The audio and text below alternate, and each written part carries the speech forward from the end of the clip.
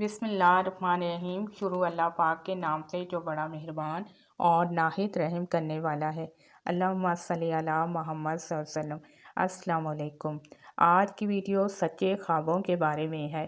اس کی 5 علامتیں ہیں، اس کے لیے آپ ویڈیو کو مکمل دیکھیں۔ سچے خواب ہونے کی 5 علامات ہیں۔ جس کو یہ خواب آئیں وہ سچا خواب ہے۔ پہلی بات یہ ہے کہ سچے خواب صرف انبیاء علیہ السلام کو آتے ہیں۔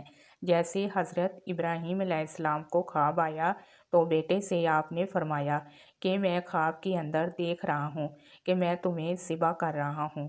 بیٹے سے خواب میں آپ پوچھ رہے ہیں، یعنی کہ یہ ایک بالکل پرفیکٹ خواب ہے۔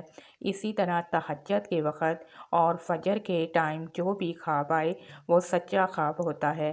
اگر کوئی شخص اللہ پاک کا کلام پڑھتے ہوئے سو گیا اور اس نے کوئی خواب دیکھا تو وہ بھی سچا ہوگا۔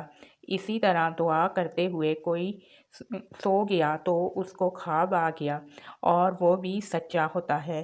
اسی طرح انسان کے دل کو سکون محسوس ہوتا ہے اور جب اٹھتا ہے تو خوش باش اٹھتا ہے، خواب دیکھتا ہے۔ اسی طرح خواب میں قرآن پڑھنا، مسجد دیکھنا، سبزہ دیکھنا، خواب کے اندر نماز پڑھنا، خواب کے اندر وضو کرنا، یہ سب اچھے خواب ہیں۔